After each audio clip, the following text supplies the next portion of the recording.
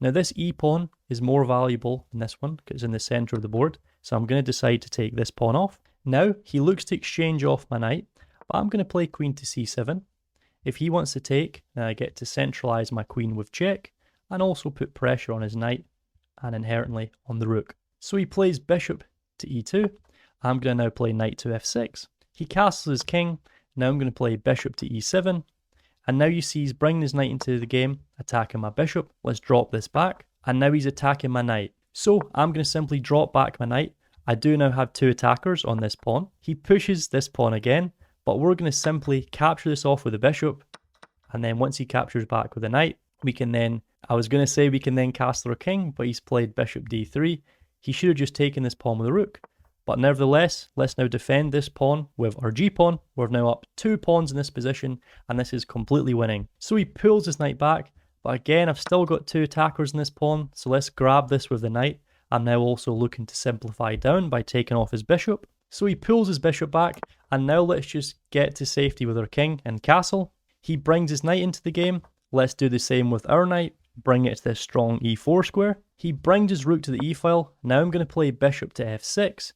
Putting this bishop on this strong diagonal, attacking his rook. He now takes off my knight, simplifying down, because now first I can take off his bishop. He now takes off my rook.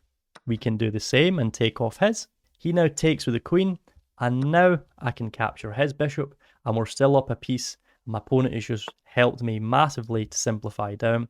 But now I can play queen to b6, check, on the king. And now I'm going to bring my rook to the a file, putting pressure on this pawn. He plays pawn h3. Let's now improve my rook into the game, attacking his knight and also putting pressure on this pawn here. So he moves his rook here. Let's now bring our queen back to d8. We do have to cover this square, which is a check from his rook. He now brings his knight into the center of the board. Now he can play queen to f6, attacking his knight and also covering this dark square diagonal.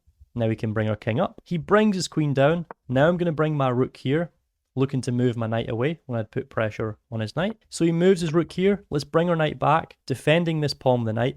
And we're also looking to take this knight off of check to win another piece. So he takes here. Now we can capture back with a knight and we can pre-move capturing with the king. And now we have 4 seconds to win this position. So I'll now do this quickly. And here you see I've got checkmate in one move unless he takes the pawn. Let's capture, and now I've got checkmate on the next move, but he times out. If you found this content useful, make sure to subscribe.